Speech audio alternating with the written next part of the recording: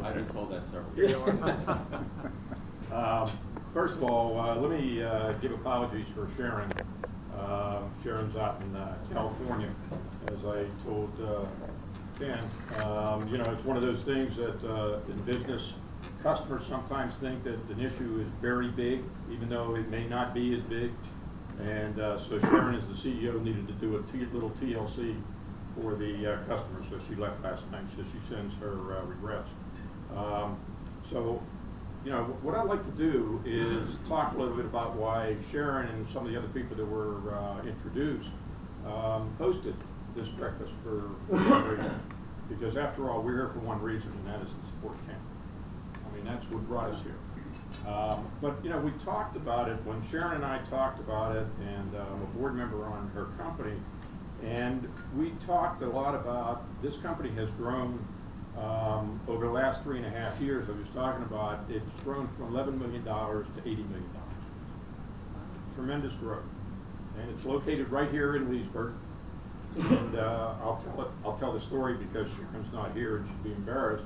But Sharon was actually just named the Entrepreneur of the Year for this year, and will now be going forward for the National Award in the fall.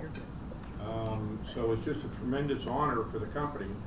And people always say, well, you know, geez, you started out a little company in Leesburg. What are you still staying in Leesburg for? Well, you know, I was president of Unisys Corporation. So I ran a multinational corporation. Let me tell you, there's the same processes and the same ideas go through your mind as you're trying to figure out what you're going to do.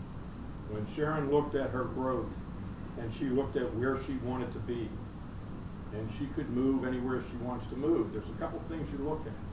First of all, you looked at the business environment, which is tax and regulatory. Loudoun County is tremendous. Leesburg, tremendous. We've got a lot of growth potential.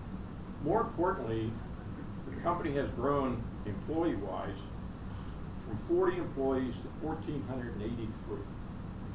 So when you're talking about now trying to attract employees, when you're talking about employees coming to your company, there's a couple of things we always look at. You look at good education, you look at affordable housing, and you look at good transportation options. If you don't have that, people have a tendency to shy away and try and figure out where they can go to get those kind of capabilities. We have that right here. We have the education system. We have the affordable housing. All you do is look in Loudoun County. It's tremendous.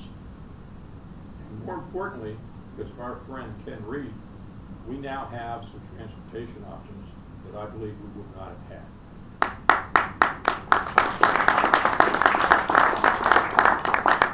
So when we look at it, whenever we talked about the idea of hosting, and we were privileged to host this particular breakfast, we looked at it for a real simple. When you look at people who make a difference, there's a couple characteristics. Now we all talk about integrity and everything like that, and that's a given we should have. But always a couple things that we sometimes miss. Leadership is a given. Vision. But I think there's always something that's missing sometimes in some of the public officials. Fortunately, Ken does not miss this, and that's called courage. It takes a lot of courage to do things that are not popular, that are not expedient, that are not things that everybody says, well, just push it aside. Delay the decision. Let someone else worry about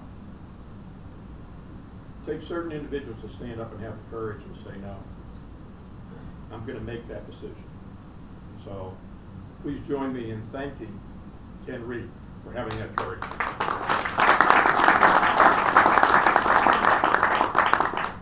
So without further ado, I have the honor and privilege of introducing the guest speaker that we really came here to hear, because this is where the rubber meets the road, so to speak. But It is my pleasure because I believe that we have some tremendous courage down in Richmond also. And I think that courage is sitting right here, and we really appreciate the kind of things that has been done by the Secretary.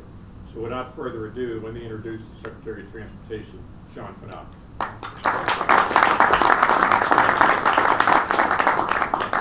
Good morning, everyone. Good morning. I gotta find out where he lives, because I think he should run for office. You want to use a mic, Sean? That's right. Oh, no, you can hear me? Yeah. Can you hear me fine? Great. Listen, it's a great pleasure to be here with you this morning. And I really do want to echo the remarks about Ken. You know, I've had the opportunity to know Ken and work with Ken since I was on the Board of Supervisors over in Prince William County. Ken originally, I think the first time he and I met, you weren't in office yet here in the town council. He was an activist working on issues and in the party, and then ran for the town council here, and we had the opportunity then to work with each other on a couple different initiatives, and then to run for a supervisor and win. Local government is really the toughest, the most rewarding level of government. I've had the opportunity to serve at the local level. I had the opportunity to run a federal agency and now be at the state level. People ask me, you know, what's the differences between the three levels of government? And I said, I did this when I first took this office, and I now relate the story to you. But when somebody asked me this at an event like this, I said, you know what? When I was at local level, I hated the state government. You know, I'd be down there trying to, you know, build schools and build roads and deal with these problems. Richmond would either not give me the money to do these things, but on the other hand, wouldn't let me raise the money myself. So I really hated Richmond. And I said, then I get the federal government, and we were giving the states money, and they still wouldn't do what we asked them to do. And, you know, I hated the state government. Now that I'm in state government, I hate everything. And you know what? You know, I go to a lot of things. Sometimes I sit there in state government. You know, I understand why. But the thing is that I look back and I realize that probably the most rewarding times I've ever had in public service was at the local level. Because you have, you know, it gets really ugly. I mean, really ugly.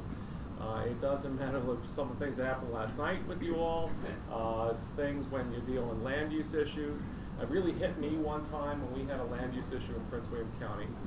We had two roads that had major developments on either side. And then we have this empty space in between. Some developer finally bought the land in between. So we have development A saying that the road to access that property should go through development B.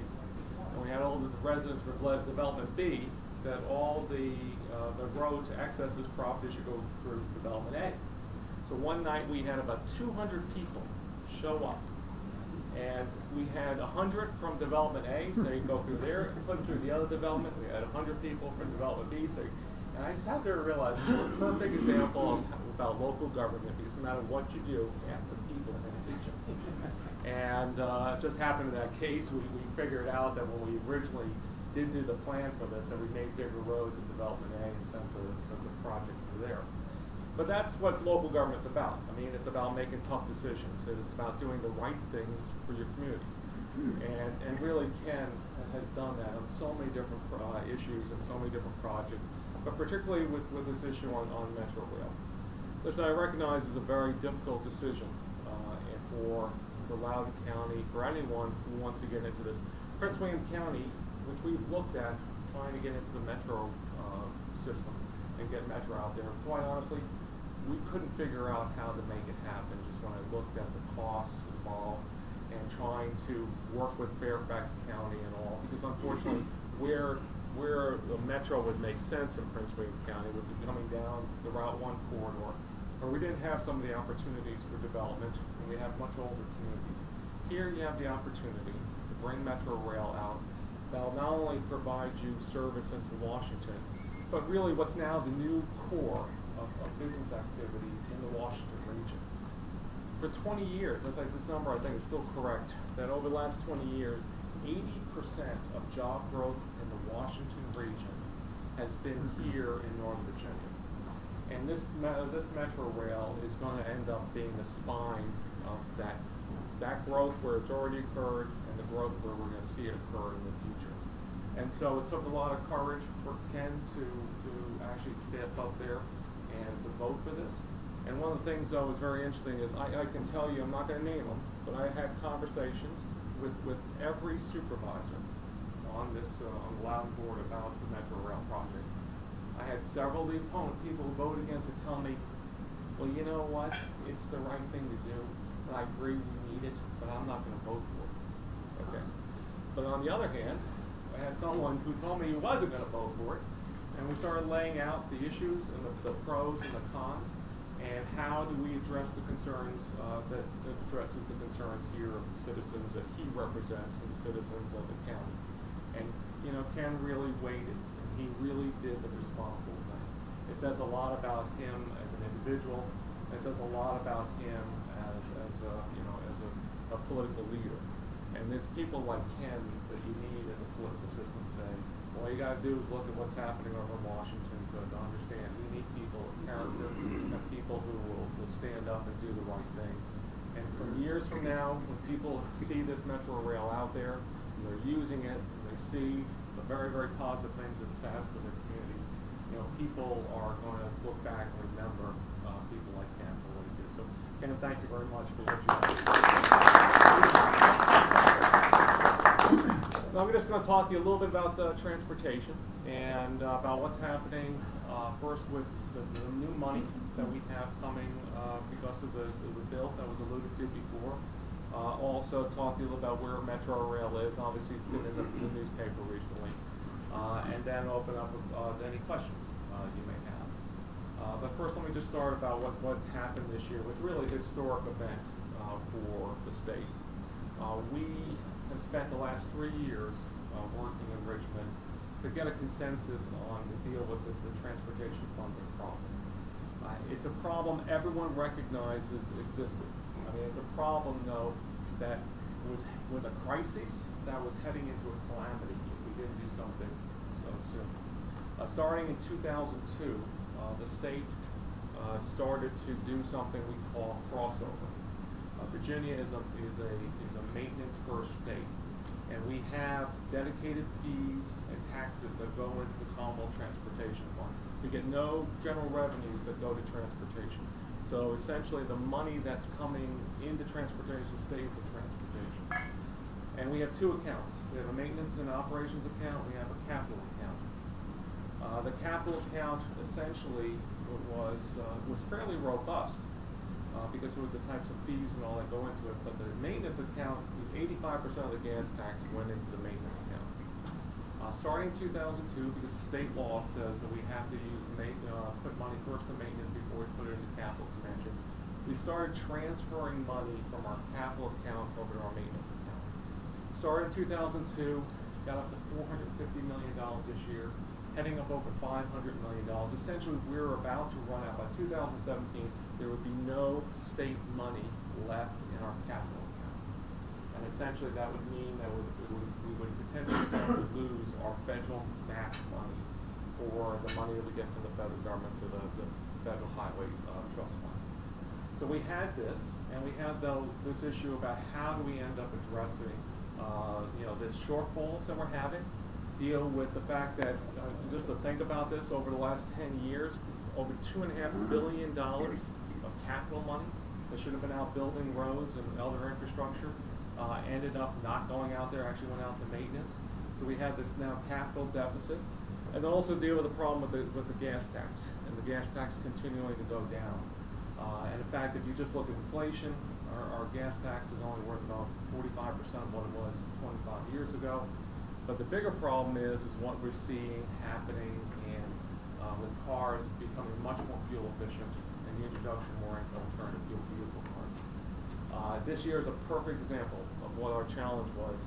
We saw the gas tax, even though more gallons and more vehicles are out there being, more vehicles are on the road, more vehicle miles being traveled, our gas taxes actually went down about 2% this year. And so the issue is how do we restructure our gas tax and how do we restructure our entire transportation funding stream. It was incredible to see a bill. I think anyone who ever gave and ever thought that we'd get a bill through like this, and it was complete restructuring of transportation funding. And it's become a national model. I've had at least 12 other states that I've had conversations with either my counterpart or with leaders in the legislature in other states looking at what we've done in Virginia.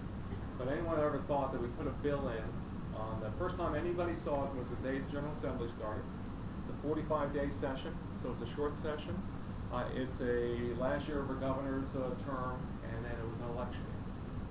And everyone ever thought that we would have gotten this bill through. I think I should have taken that bet.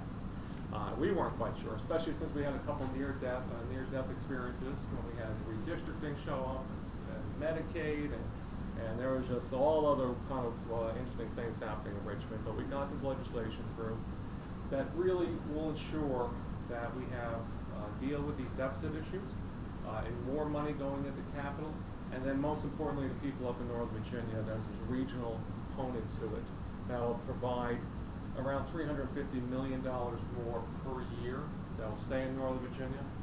30% of that will stay in the actual locality where they are actually raised, and so that they'll provide money for dealing with some of the growth issues you have here on a local basis, and then that money going into a regional basis. And this now means that overall we'll end up seeing about the $1.5 billion more for transportation across the state. I give you an idea of the magnitude of what this impact is. 2 years ago, we do things in 6-year programs because it takes so long to do transportation projects. 2 years ago, our 6-year program was only $10.5 billion. The 6-year program that we just adopted 2 weeks ago, $17.6 billion. And that is going to be going to roads, it's going to be going to transit, it's going to be going to ports, expanding our rail systems, and goes on. It's all going in there to support transportation, dedicated transportation. What does that mean to Loudoun County? It means, first off, we are working with the county. We're already started doing a lot of these grade separations on Route 7 to end up dealing with some of the at-grade intersections. We've ended up, we're going to be working on a couple other projects here. I guess the Battlefield bypass, trying to finish that. We have, we've actually given a loan to help deal with Gloucester and Pacific Avenue. We're putting another $300 million of state money into the Metro Rail project. And we're going to be putting even more money, most likely, into helping deal with some of the operations on Metro Rail. And I can go on and on about, and some of the other things, by the way, for transit, we're going to be providing more money for transit, the expansion of transit, particularly here in Loudoun, where you actually run some of the best bus systems in the entire state. You have the highest cost recovery of any system. And we've got the General Assembly to finally work with us on an issue about performance, to reward the systems that are actually doing better at cost recovery than those where we just do passenger counts. And really the example we always use is the Loudoun transit system, which I think it's almost 85% for cost recovery, and some of the systems actually make money. And so we're working to get projects done up here, and we're going to be working with the Northern Virginia Transportation Authority to try to see where we can partner on getting some projects done. Because if you think about how much money it is, $350 million can go a lot further if the state and the region and the localities would work together, where if we all kicked in money together, we can move projects forward much, much quicker. And right now, the MBTA is just in a couple weeks, I think in a week or two, they're going to finally adopt their project list. And we're hoping that, and we're working with them, that as much as possible it ends up being coordinated and is done in conjunction with us at the state level. Now, Metro Rail, it's obviously been in the news. The good positive thing is that the notice to proceed has actually gone forward on the phase 2. And so you will start to see them out there doing a lot of survey work, a lot of the prep work, and they will actually then start to see construction from Wheelie Avenue going out starting in spring of next year. Phase 1, running a couple glitches. And the phase 1 issue is basically what's happened We put some new control systems in place to deal with some of the challenges that Metro was experiencing in other parts of the system. Those control systems, they're still working out some issues on them. And that is probably one of the biggest drivers. Some other issues involved, but the biggest thing is they have to make sure the control systems work properly before we start to run any sort of revenue service over the phase one. So right now it's delayed about 2 months, and again it's being done primarily for safety reasons. These are the kinds of control systems obviously to make sure that the system operates efficiently, but most importantly safely. And so, and it is this issue where you have MWA, who was the airport's authority, who was going to be turning over the system to WMATA, the Washington Metropolitan Area Transit Administration Authority. And WMATA won't take it until they're completely satisfied everything works to their standards and to their new standards. So that's basically why this thing is delayed. And again, we're looking just about 2 months. One thing on the phase one, I should mention, Ken asked me to mention this about TIFIA, about where this TIFIA.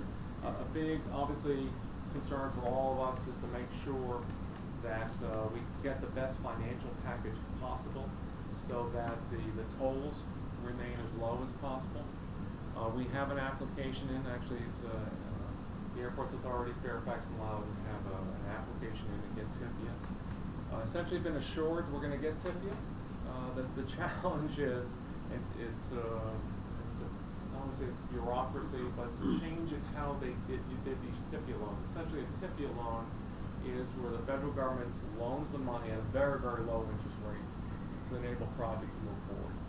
And so where they're going to be selling bonds at anywhere from potentially 7 to 10%, given wherever the market is when they go to sell those bonds, and given the bond rating that these bonds will get.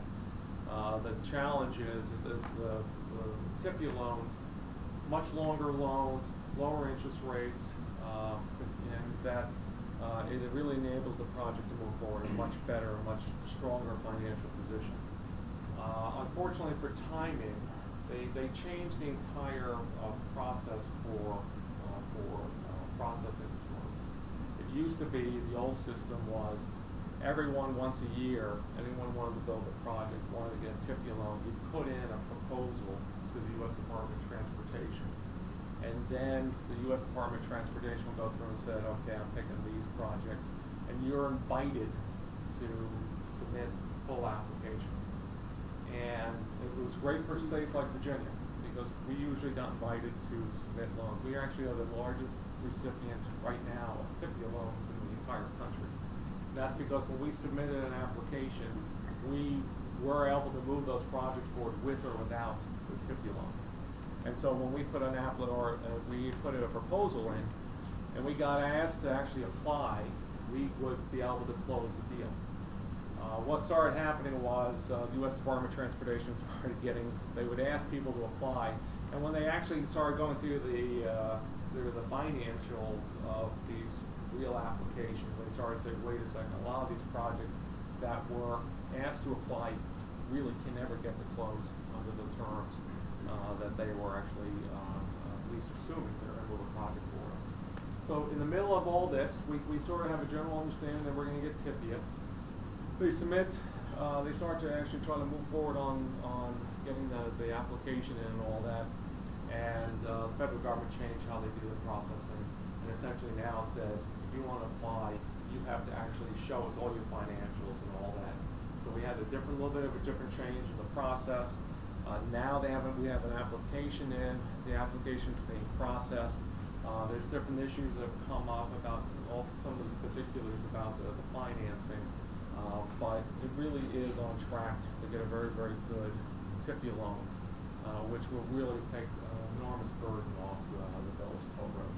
So that should be coming shortly. It just, right now, everything is in, and now they're just really dealing with some of the details. So hopefully we'll be hearing about that shortly. So I think there's some good news on the financing side of phase two. It's good news on starting the construction on it. Phase one's a little bit delayed. We're probably not looking at revenue service until early 2014. but that's okay because you're going to make sure, obviously, given some of the challenges Metro's had, we need to make sure that the system is operates properly and the same. I'll just maybe leave you with a couple other small projects. One is I'm spending more time up here. See, we're on our way out, okay? And I thought my last few months in office would be nice and quiet today. We got this bill through. I passed a 6-year plan. I get to spend $17.6 billion. That's a lot of fun. Get to do that. I thought, okay. And then I have several projects that are really interesting ones, like a local judge down in Portsmouth declares in less than 2 paragraphs, his entire order, that tolls are taxes and that we're not allowed to put tolls on any road in Virginia, essentially. So I have this issue that's gone to the Supreme Court of Virginia that tolls. First court, we've been tolling in Virginia for 240 years. Okay. We're the first state to impose tolls. Anyone want to take a guess where the first toll road was in Virginia? Any guesses? No. Who's here been to the Homestead? Been to the Homestead? Yeah. Back in 1773, the then colonial General Assembly, House of Burgess, authorized the construction of a toll road because there's so many people went up the hot springs to go up for medicinal purposes that the roads were really bad and whatever, and they actually authorized a toll road to be built to go out to the hot springs. And ever since then, we have had almost 240 years of tolling experience. Everything from Leesburg Pike to actually public-private partnerships essentially were invented in Virginia. We actually set up they called it the Public Works Department or something like that back in the 1820s, where it went out and solicited private investment into Virginia to create toll roads. With all that being said, I'm now dealing with, in fact, tomorrow we're filing our briefs in the Supreme Court to deal with this fact because it's the first court in the entire country, in the history of the United States, in the history of Virginia, that it ever said that a toll is a tax.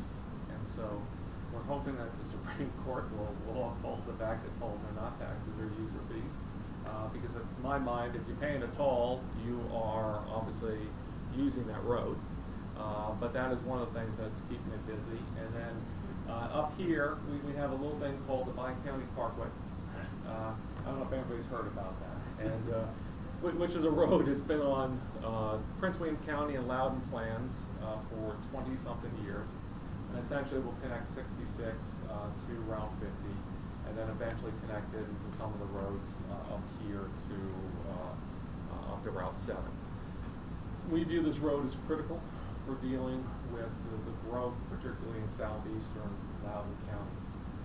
It's being called the Developers Road and all these different things. The day this opens, our projections show in 2020, the day this road will open, we'll have 30,000 to 40,000 cars.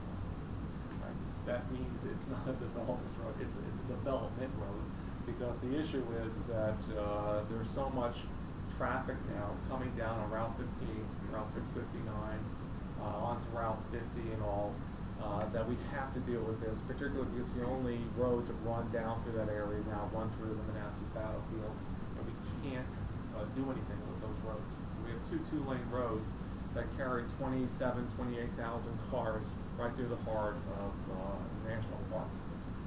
So we're working through with Prince William and Loudoun to move forward on this project. It's been called the Outer Beltway, been called the Western Bypass, blah, blah, blah. And I'm just always going, it runs from Route 50 to 66, okay? It doesn't, like the Nelson, go underground and come out on the other side of on the Potomac River. It is to deal with what is now, there are 800,000 people living between Prince William and Loudoun counties currently. We only have three two-lane roads that connect the two. Right, Route 15, which it's been beaten into me that you cannot do anything around 15. So we can't do anything around 15. We have 659, and then we have a small, I think it's Saunders Lane that runs between two. That's it. And that's why we're seeing these roads have tremendous challenges when you're looking at traffic counts. But we have 800,000 people now. We're projecting by 2040 there's going to be 1.5 million people between Prince William and Loudoun counties. And we obviously have to improve the connections, particularly because of the economic growth that's occurring up here. And that's one of the reasons why we're moving forward very quickly on 606 improvements. We just put out the RFQ this week on 606. That's going to be a road where we've committed to put 40 million in. Loudoun's committed to put 40 million, and the Airports Authority, we're still working with on the amount, but between 20 and 40 million dollars to improve connections on the backside of the airport. So that's just sort of a very quick overview of what we're doing, and we recognize up here, particularly Northern Virginia, that we have to move much more quicker on a lot of our projects. We're doing a lot of things on process-wise, and I think people are seeing it, that we're moving projects much quicker than we've ever done before. And we're working and really trying to figure out more ways we can partner with localities and property owners in general. So we're trying to make VDOT much more culturally, much more friendly to dealing with you all and people in local government, and trying to make sure the projects that are on the street are built as quickly as possible. So with that, I'd be very happy to answer any questions. Yes. Sean, the Dulles Greenway is very important to Loudoun County. In my opinion, the state of Virginia shirked its responsibilities by not building that road and allowing a private developer to come in and do it. And the tolls keep going up and up and up. Every time there's an election, all the elected officials, everybody talks about it, there's public hearings. But every time there's a hearing in Richmond to request increases in tolls, it's approved. And not only that, but the time period that they own it before it goes to the state seems to be extended. Now, it's very frustrating for people in Loudoun County to feel like we're the victims of highway robbery. That phrase always comes out when people talk about the Greenway. It's great, we love it, everybody uses it, but it just seems so unjust that we're always paying these tolls. I remember John ran for, I guess, Senate. That was a big issue. John was a big opponent of that, and I wish more people would have been. And I got to tell you, as a resident of Loudoun County, it's very frustrating to see the state keep approving these toll increases. Dulles Toll Road is sort of the bane of my existence, because quite honestly, there's nothing I can do about it. It is the only true private toll road in Virginia. There's a very specific section of the code that deals with that road and how toll increases are approved. Essentially, the Greenway Associates actually apply to the State Corporation Commission, and essentially they're regulated like a utility. And so all they got to do is show here's their expenses, and they're essentially allowed to have a rate of return of a certain percentage, anywhere between 14 to 30%. And there's nothing. I mean, the SEC, under the way they look at the way the law operates, if they meet these criteria, they're entitled to a toll increase. One of the things with most of these public-private partnerships that we have, I mean, where unlike the Dulles Greenway, all the revenue risk is on the private sector. And so, like the stories about the 495 express lanes, the numbers are not what they originally projected they were going to be. I mean, they're on the right direction, but when they originally projected the toll and revenue, the traffic and revenue numbers, essentially right after that, obviously the market collapsed, and now it's starting to come back up again. They're losing money. That's their problem. Okay. In fact, we have a toll road down in Chesterfield County, down near the Richmond Airport. They've gone bankrupt. Okay. And same type of thing, public-private partnership. And we actually have limits on how much they can increase the tolls. And so down there, again, the total numbers have not lived up to their expectation. And from our perspective, you know, we get a free toll road when they eventually walk away. And we have then the ability to run that toll road the way we want to. That's how mostly public-private partnerships work. This sucker out here is a regulated utility. It's almost like you're dealing with Dominion, you know, your power company or whichever.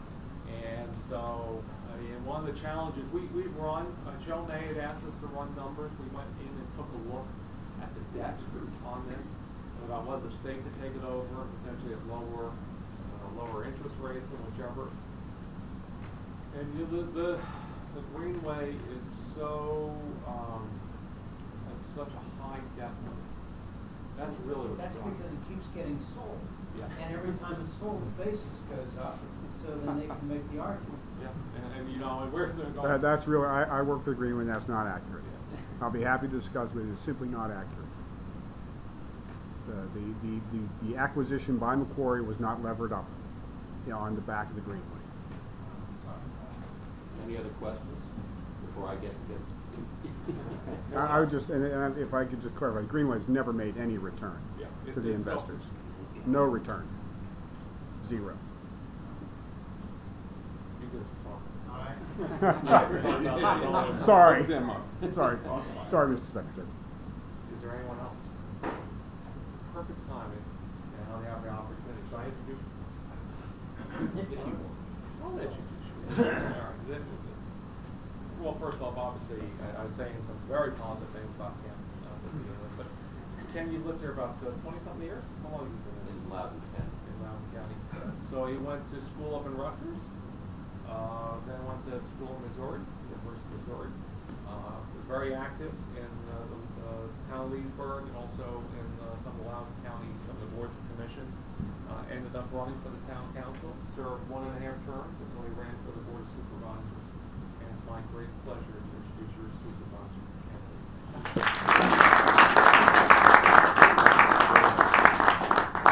Thank you very much, Sean.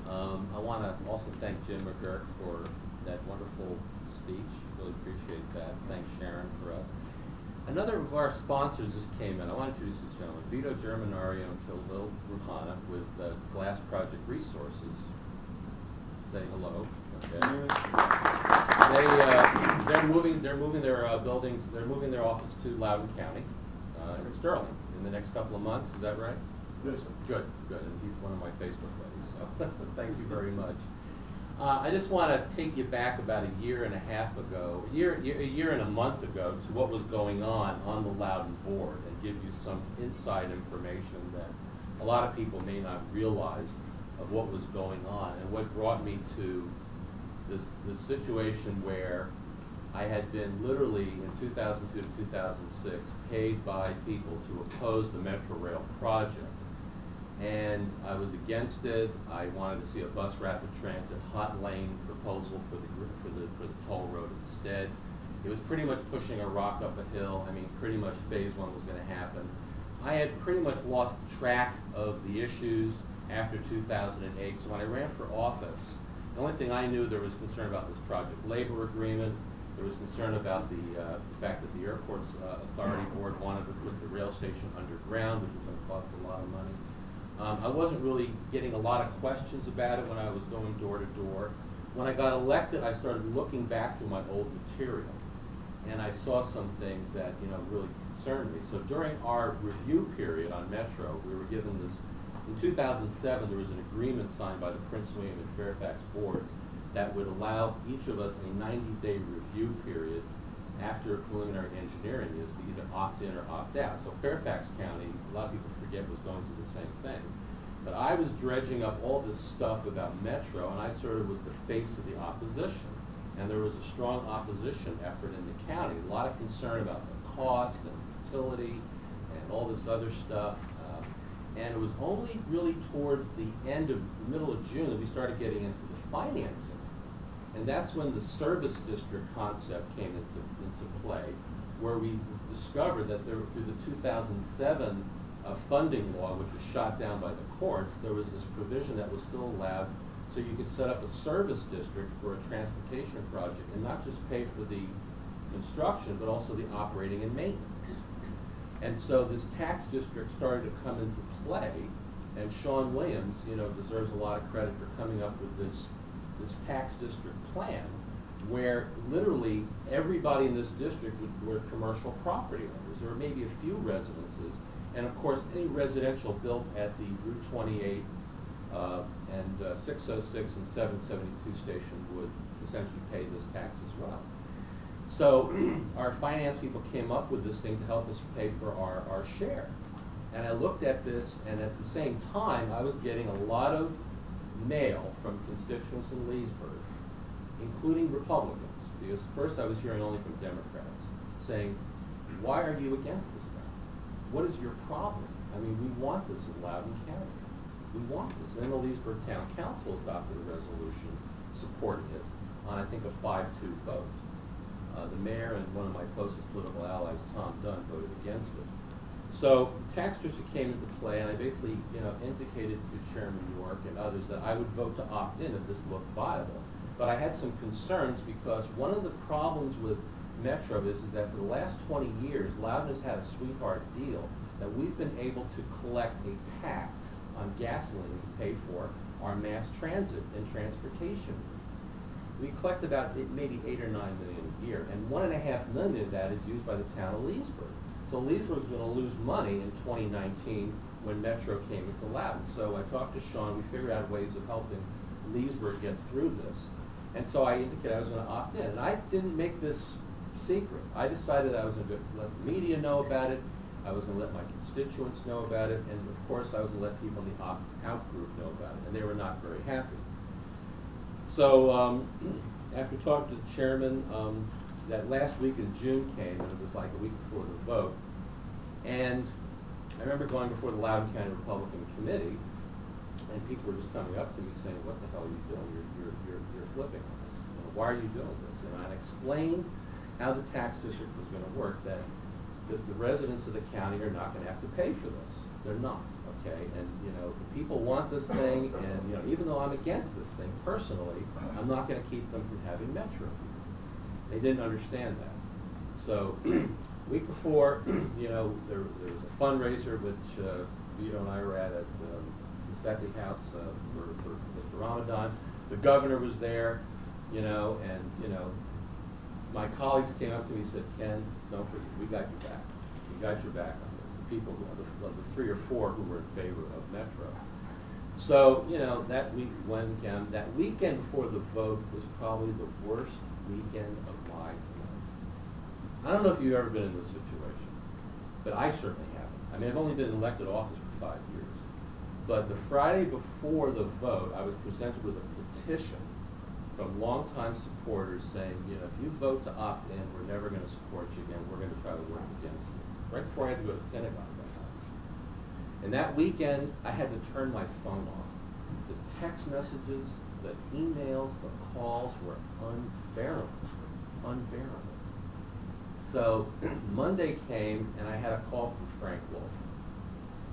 And I talked to Frank, and he talked about how he'd been in situations like this, where the political party, people were against him and were like vilifying him for votes he had taken.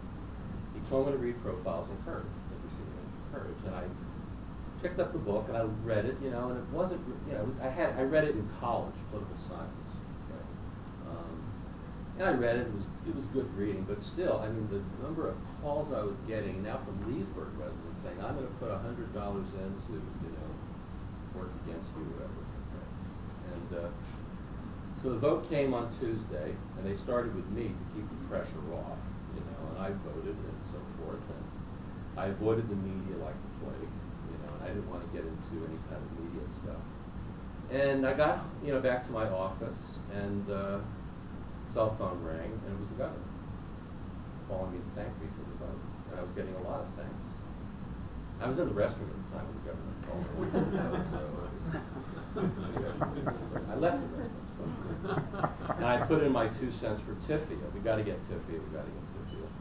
And Chairman York said it looks like we're going to get TIFIA, even though it wasn't real. At that time, we were told that Tifia could save $1 billion in financing costs, so that could cut down to 20. So on the way, I was starting to get hate mail. What did you do this for? You're a traitor, this and that. You know, you should have a disease, you should die. Somebody yelled out their window at me. The next day was the Leesburg 4th of July parade, and I had the stupid decision. I made the stupid decision to wear my tricorn hat, because I like to wear my tricorn hat. So I wore my tricorn hat, and someone snapped a photo of me with the tricorn hat. And next thing you know, it was on the internet, and all the opt-out people were calling me Benedict Arnold because I was wearing the tricorn hat. And just the emails and everything that I was getting was just really unbelievable. They were even passing out flyers at the parade saying that I was flip, that, whatever. But the fact that, and I asked Roger Zern, you know, how long is this going to last? Because Roger Zern is our county treasurer, has been in office forever. He says, I would say about 3 months. I said, 3 months? You got to be kidding me. Well, it's actually lasted longer than 3 months. I mean, I couldn't post on the Loudoun County Republican page because people would immediately attack me for Metro. If I went to a ribbon cutting here in Leesburg, somebody would always take the photo and say, I wonder if he took Metro there and cost us billions of dollars, or I wonder if he, you know, I mean, it was just this incessant harangue. I've also discovered there's actually a group of people trying to find an opponent for me in the Republican primary in 2015. But the fact of the matter is that the truth has panned out. You heard Sean today, Tifia is in progress. We didn't know at the time the General Assembly was going to approve this massive transportation bill, putting another, what, $300 million into Metro. So the tolls are not going to go up. The other thing that's interesting, and I checked with Roger about this last week, well, actually in the fall we had our hearing on the special tax district, and only 6 people showed up. That's it, 6. They were all in favor except 1 or 2. They were small property owners, and we basically figured out a way to write them out of the district. You know, they had a reason because they were small, like condominium owners, and they were already paying the Route 28 tax. And I asked Roger last week, have we gotten any calls? Because the tax bills went out in May, as you know, and that would have had the surcharge on it, which was 20 cents. Some of these people are in the Route 28 tax district, so they're paying, I think, 18 or 19, and our tax rate now is, I think, about $1.23. So you're adding about 38 cents on top of your regular taxes. Roger said he's got maybe 5 or 6 calls. Out of 800 property owners, nobody complained. Nobody complained. The land use is coming together. 606 is an issue. We got to do something about 606. So. And the bid came at $300 million. And that's another thing. The bid came in with $300 million. But the thing that people, you know, should also recognize is, what if we had not opted in? Because this is the thing that I think a lot of people forget. There's some people think that one of the other supervisors was going to vote to opt in if I had voted to opt out. That's not true. I pretty much knew that if I didn't do it, nobody else was going to do it. And I think that if I had not done it, the first thing that would have happened if the Loudoun board had opted out, there would have been this incredible hue and cry from probably the White House all the way down. I really believe that the president or maybe Ray LaHood would have condemned us, even though we could have pointed back to him and said, well, Mr. LaHood, why don't you put money into the project? But the governor, Frank Wolf, would have had to have been in a position of basically criticizing a Republican board. I think Tim Kaine, who was running for Senate, would have condemned us. It would have put George Allen in a difficult position. One of the things that Frank told me was that he did polling indicating that this could have been an issue in the campaign in the fall. And you have to understand where we were as Republicans, and Tom Seaman, myself, John Andrews, others in this room, are staunch Republican activists. You know, we support Republican efforts. We wanted to see Mitt Romney win Virginia. We wanted to see George Allen get elected. This would have probably put Governor Romney in the position of having to say something about this local issue. And I think the pressure would have been so intense that one of us would have had to flip our vote. Now, what's worse, to change your position before a vote or after? So, if we had not opted in, the project would have been delayed about 18 months. You wouldn't have gone to bid on this fall, too. And I think that's one of the other things that would have really been problematic. So, since that time, I think people have, I think that I've mended some fences. I don't have any regrets about the vote. The only regret I have is that I was hoping that my vote would have maybe helped with some of my colleagues in the East on Leesburg issues, and it has not. That's one of my regrets, that I find myself having to fight really hard to get funding for Leesburg, for transportation, just to get the courts thing through was a real hoop. Last night, you know, we failed on a 5-4 vote to get $150,000 for the Leesburg and Purcellville volunteers. It's very tough for some of the Western supervisors to get funding. It just is, and we're going to have a transportation summit later, and I hope that Leesburg will be able to get funding. This issue with the town council weighing in on the north-south corridor is unfortunate, because I think some of the members don't understand what the issue is. It is a bi-county parkway. If any of you can write the council, if you have friends in Leesburg, they're going to probably vote on this Tuesday, you know, to have it support the bi-county parkway, but the idea of taking away their transportation money if they vote on a non-binding resolution, I think is ridiculous. So, and that's not what's going to happen. I talked to Sean about that earlier. So anyway, it's been a very, very difficult year, but the fact that you folks are here supporting me is really very, very heartwarming. It really is. I know that, you know, if I decide to run for re-election in 2015, I have you guys to help, and I'll be very grateful to you forever. And I want to thank you. God bless you all. There's more food out there, so please eat it before I do. God bless. Thank you.